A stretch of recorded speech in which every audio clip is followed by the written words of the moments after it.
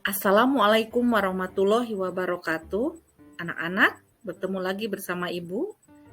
Kita akan menyaksikan video praktik pembelajaran PAI kelas 3 dengan materi iman kepada kodok dan kodar. Nah, meskipun dalam keadaan masih pandemi, mudah-mudahan kalian selalu tetap semangat dalam belajar dan selalu menjaga kesehatan. Nah, selanjutnya Ibu akan menyebutkan apa saja menjadi tujuan pembelajaran kita hari ini di slide berikutnya.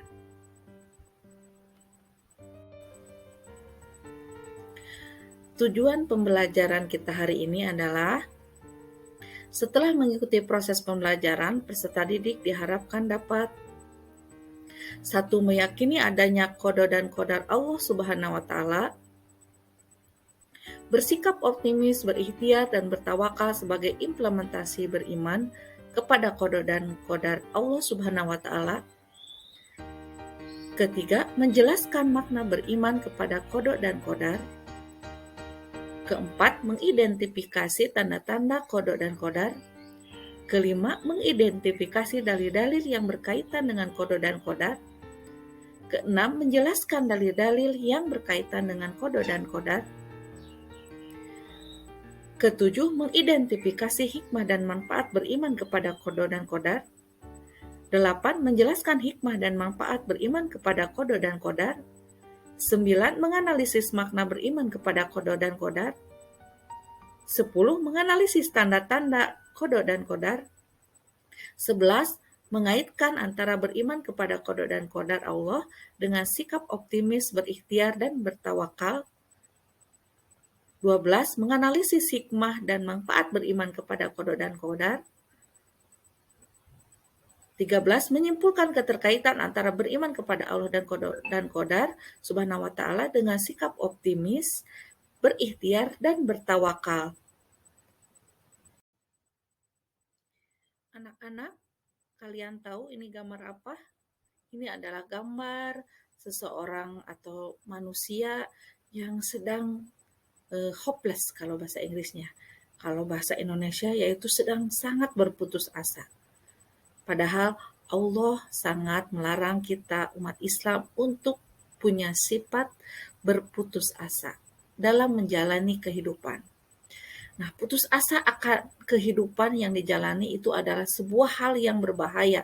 Karena ketika manusia telah berputus asa, maka dia bisa melakukan hal-hal yang membahayakan dirinya sendiri. Padahal di dalam Islam sudah jelas bahwa segala sesuatu itu bisa dirubah karena dengan ikhtiar dan tawakal, maka segala sesuatu itu dengan kehendaknya akan bisa berubah ke arah yang lebih baik. Nah, anak-anak, kalian bisa lihat gambar yang Ibu sajikan ini. Ini adalah dua gambar yang sangat bertolak belakang mungkin. Yang satu adalah Mukesh Ambani, Muslim terkaya di dunia.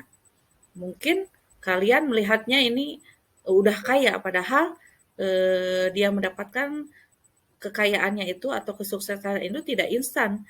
Dia dimulai dari titik nol juga, sehingga karena dia terus berusaha, berikhtiar, dan bertawakal pada Allah, sehingga dia mencapai kesuksesan itu. Nah, ini adalah satunya lagi gambar tentang orang yang sedang dibagikan santunan, yaitu fakir miskin. Nah,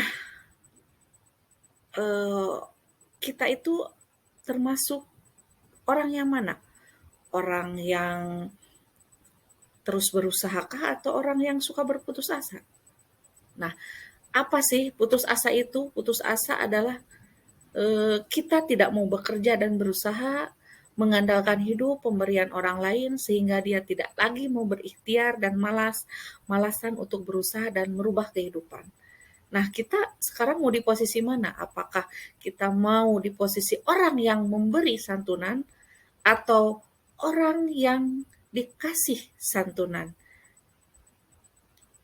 Itu bisa kita pilih tergantung dari usaha atau ikhtiar yang kita lakukan dengan sungguh-sungguh.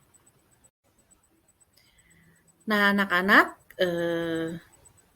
sekarang kita akan coba langsung menganalisis dan mengevaluasi makna iman kepada qada dan qadar. 1. Pengertian qada dan qadar. Para ulama berbeda pandangan dalam memberikan arti kata qada dan qadar.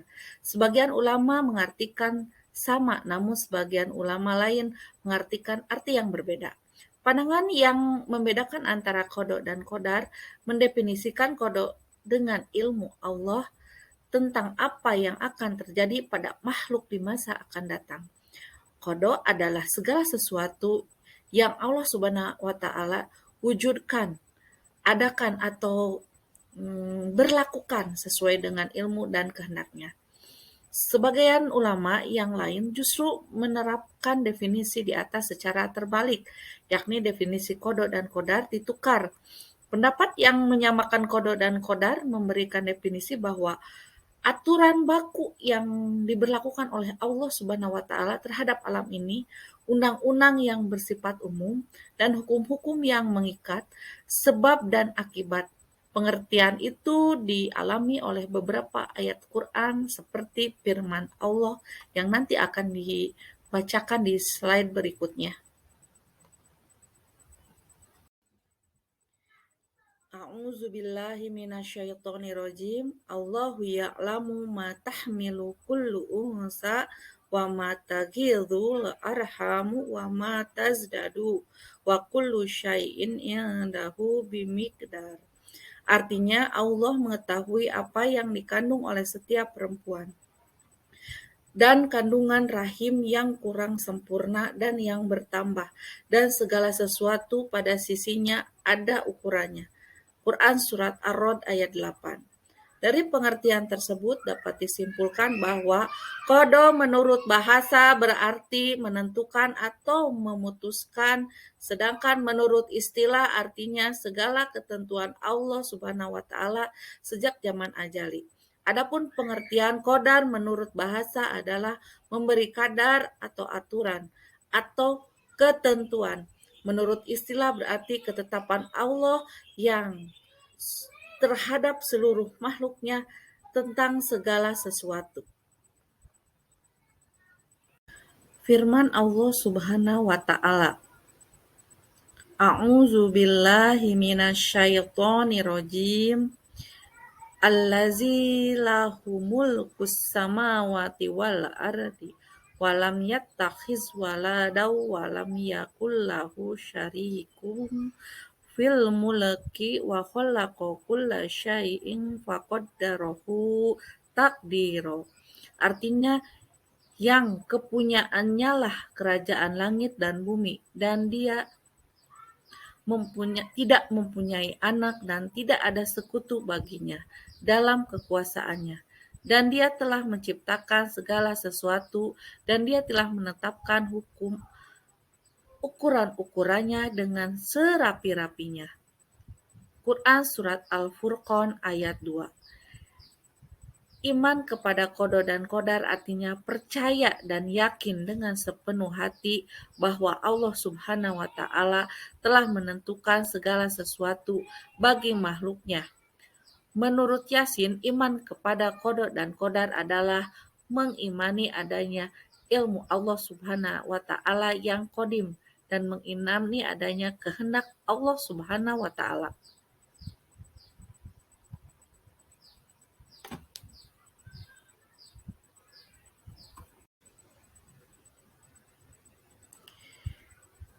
Yang perilaku serta kekuasaan-kekuasaannya yang menyeluruh. Seorang muslim wajib mengimani qada dan qadar Allah yang baik maupun yang buruk. Firman Allah Subhanahu wa taala, apakah kamu tidak mengetahui bahwa sesungguhnya Allah Subhanahu wa taala mengetahui apa saja yang ada di langit dan di bumi? Bahwasanya yang demikian itu terdapat dalam sebuah kitab Laul Mahfuz. Sesungguhnya yang demikian itu amat mudah bagi Allah Subhanahu wa taala. Quran Surat Al-Hajj ayat 10. Tidak suatu bencana pun yang menimpa di bumi dan tidak pula pada dirimu sendiri melainkan telah tertulis dalam kitab Lauh Mahfuz. sebelum kami menciptakannya. Sesungguhnya yang demikian itu adalah mudah bagi Allah Subhanahu wa taala. Quran surat Al-Hadid ayat 22. Iman kepada qada dan qadar meliputi 4 prinsip sebagai berikut. A. Iman kepada ilmu Allah Subhanahu wa taala yang qadim, tidak berpermulaan, dan mengetahui perbuatan manusia sebelum mereka melakukannya. B. Iman bahwa semua qadar Allah Subhanahu wa taala telah tertulis di Lauhul Mahfuz. C. Iman kepada adanya kehendak Allah Subhanahu wa taala yang berlaku dan kekuasaannya yang bersifat menyeluruh. D. Iman bahwa Allah Subhanahu wa taala adalah zat yang mewujudkan makhluk. Allah Subhanahu wa taala adalah sang pencipta, yang lain adalah makhluk. Qada dan qadar biasa disebut dengan satu kata takdir. Bagi manusia dan makhluk lain, ada pandangan takdir baik dan takdir buruk. Tetapi dalam pandangan Allah Subhanahu wa taala, semua takdir itu baik karena keburukan tidak dinisbatkan kepada Allah Subhanahu wa taala. Ilmu Allah Subhanahu wa taala hendaknya, catatannya dan penciptaannya semuanya itu adalah kebijaksanaan, keadilan. Dalil-dalil tentang qada dan qadar. Allah Subhanahu wa taala menjelaskan tentang qada dan qadar melalui firman-firman-Nya dan juga dalam beberapa hadis Rasulullah SAW, di antaranya menyatakan hal-hal sebagai berikut. A. Dalil-dalil Quran. Sesungguhnya kami menciptakan segala sesuatu menurut ukurannya atau takdir. Quran surat Al-Qamar ayat 49. 2. Tidak ada satu bencana ataupun yang menimpa bumi, dan tidak pula pada diri kalian, melainkan telah tertulis dalam Lauhul Mahfuz sebelum kami menciptakannya. Sesungguhnya demikian itu mudah bagi Allah Subhanahu wa taala. Quran surat Al-Hadid ayat 22. 3. Dan setiap manusia telah kami tetapkan amal perbuatannya dan bagaimana ketetapan kalung pada lehernya. Quran surat Al-Isra ayat 93. Selanjutnya, segala sesuatu musibah pun yang menimpa seseorang kecuali dengan seizin Allah Subhanahu wa taala. Quran surat At-Tagabun ayat 11. Dalil as-sunnah atau hadis Rasulullah. Adapun penjelasan Rasulullah Shallallahu alaihi wasallam tentang qada dan qadar antara lain diriwayatkan oleh Imam Muslim dalam hadis berikut ini. Dalam hadis yang lain, Rasulullah bersabda yang artinya sebagai berikut. Sesungguhnya seseorang diciptakan dalam perut ibunya selama 40 hari dalam bentuk nutfah. 40 hari menjadi segumpal darah, 40 hari menjadi segumpal daging. Kemudian Allah Subhanahu wa taala mengutus malaikat untuk meniupkan ruh ke dalam dan menuliskan 4 ketentuan, yaitu tentang rezekinya, ajalnya, amal perbuatannya, dan jalan hidupnya, sengsara atau bahagia. Hadis riwayat Al-Bukhari dan Muslim. Dari hadis di atas dapat diketahui bahwa nasib manusia telah ditentukan qada dan qadarnya oleh Allah Subhanahu wa taala sejak sebelum ia dilahirkan. Walaupun setiap manusia telah ditentukan nasibnya, tidak berarti bahwa manusia hanya tinggal diam menunggu nasib tanpa berusaha dan ikhtiar. Manusia tetap harus bekerja, berusaha dengan sepenuh hati, sehingga dia akan bersemangat dan terus mempunyai harapan hanya kepada Allah Subhanahu wa taala. Kewajiban beriman kepada qada dan qadar diriwayatkan bahwa suatu hari Rasulullah SAW didatangi oleh seorang laki-laki yang berpakaian serba putih dan rambutnya yang sangat hitam. Laki itu bertanya tentang Islam, iman, dan ihsan. Tentang keimanan, Rasulullah SAW menjawab yang artinya, hendaklah engkau beriman kepada Allah Subhanahu wa taala, malaikat-malaikat, kitab-kitabnya, rasul-rasulnya, hari akhir, dan beriman pula kepada qada, takdir yang baik maupun yang buruk. Hadis riwayat Muslim. Takdir Allah Subhanahu wa taala merupakan iradah atau kehendak Allah Subhanahu wa taala. Oleh sebab itu, takdir tidak selalu sesuai dengan keinginan kita. Tak kala takdir sesuai dengan keinginan kita, hendaklah kita bersyukur karena hal itu merupakan nikmat yang diberikan Allah Subhanahu wa taala kepada kita. Ketika takdir yang kita alami tidak menyenangkan atau merupakan musibah, maka hendaklah kita terima dengan sabar dan ikhlas. Kita harus yakin bahwa di balik musibah itu adalah ada hikmah yang terkandung, kita belum mengetahuinya. Allah Subhanahu wa taala Maha mengetahui atas apa yang diperbuatnya.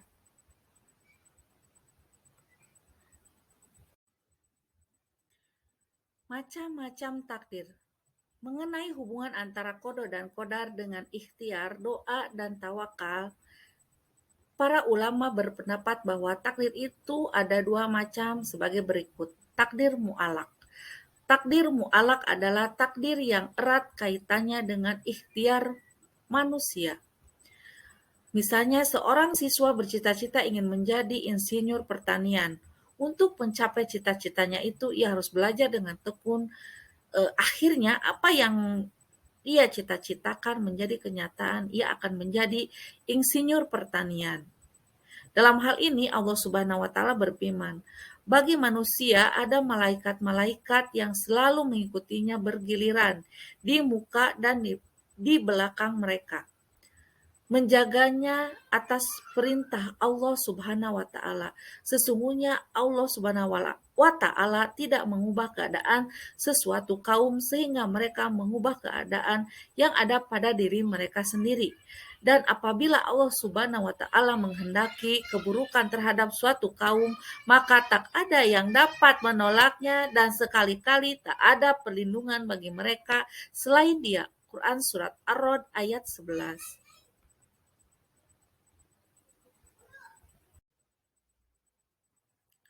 B. Takdir mubrom.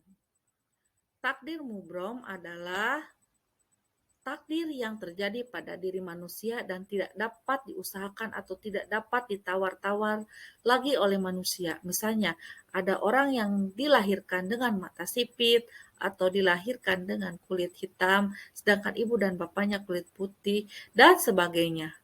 Kaitannya antara beriman kepada qada dan qadar Subhanahu wa taala dengan sikap optimis, berikhtiar, dan bertawakal. Qada dan qadar atau takdir berjalan menurut hukum atau sunatullah. Keberhasilan hidup seorang sangat tergantung sejalan atau tidaknya dengan sunatullah. Sunatullah adalah hukum-hukum Allah Subhanahu wa taala yang disampaikan untuk umat manusia melalui para rasul yang tercantum dalam Quran, berjalan tetap dan otomatis.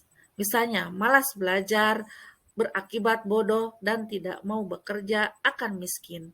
Menyentuh api merasakan panas, menanam benih akan tumbuh, dan lain-lain. 1.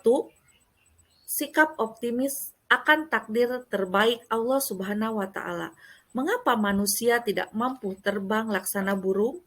Tumbuh-tumbuhan berkembang subur, lalu layu dan kering. Rumput-rumput subur bila selalu disiram, dan sebaliknya bila dibiarkan tanpa memelihara akan mati. Semua contoh tersebut adalah ketentuan Allah Subhanahu wa taala dan itulah yang disebut dengan takdir. Ikhtiar. Ikhtiar adalah berusaha dengan sungguh-sungguh dan sepenuh hati dalam menggapai cita-cita dan tujuan. Allah Subhanahu wa taala menentukan takdir kita sebagai manusia berkewajiban melakukan ikhtiar. Jika Allah Subhanahu wa taala telah menentukan, mengapa ada ikhtiar? Perhatikan firman Allah Subhanahu wa taala dalam Quran surat Al-Anbiya ayat 90 yang artinya, sungguh mereka adalah orang-orang yang selalu segera dalam mengerjakan perbuatan-perbuatan baik. Kemudian dalam Quran surat Al-Mu'minun ayat 60, Allah Subhanahu wa taala berfirman, mereka itulah bersegera untuk melakukan kebaikan-kebaikan dan mereka itulah orang-orang yang segera memperolehnya.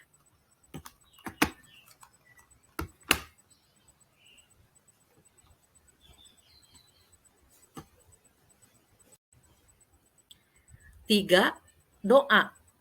Doa adalah ikhtiar batin yang besar pengaruhnya bagi manusia yang meyakininya. Hal ini karena doa merupakan bagian dari motivasi intrinsik bagi yang meyakini.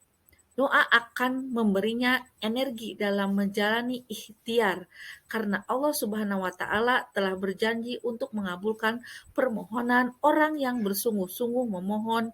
Firman Allah Subhanahu wa taala, "Aku mengabulkan permohonan orang-orang yang berdoa apabila ia berdoa kepadaku."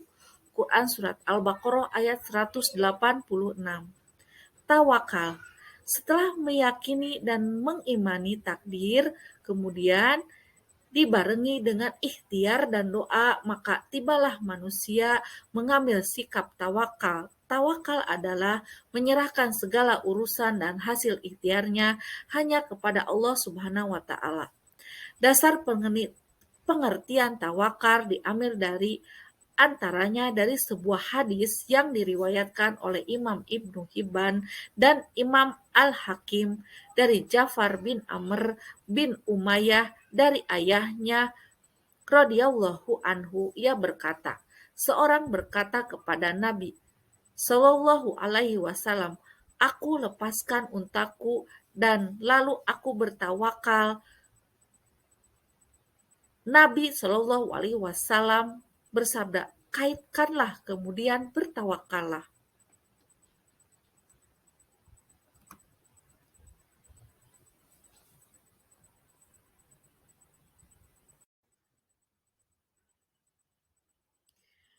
D. Hikmah beriman kepada qada dan qadar. 1. Semakin meyakini bahwa segala sesuatu yang terjadi di alam ini tidak lepas dari sunatullah. 2. Semakin termotivasi untuk senantiasa berikhtiar atau berusaha lebih giat lagi dalam mengejar cita-cita. 3. Meningkatkan keyakinan akan pentingnya peran doa bagi keberhasilan sebuah usaha. 4. Meningkatkan optimisme dalam menatap masa depan dengan ikhtiar yang sungguh-sungguh. 5. Meningkatkan kekebalan jiwa dalam menghadapi segala rintangan dalam usaha sehingga tidak berputus asa ketika mengalami kegagalan. 6. Menyadarkan manusia bahwa dalam kehidupan ini dibatasi oleh peraturan-peraturan Allah yang bertujuan untuk kebaikan manusia itu sendiri. Bersikap optimis, ikhtiar, dan bertawakal adalah implementasi dari kita beriman kepada qada dan qadar Allah.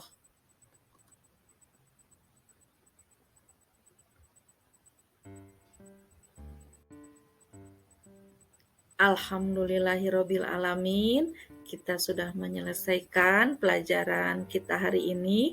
Terima kasih karena telah menyaksikan video pembelajaran PAI. Mudah-mudahan kalian bisa menerapkan dalam kehidupan sehari-hari.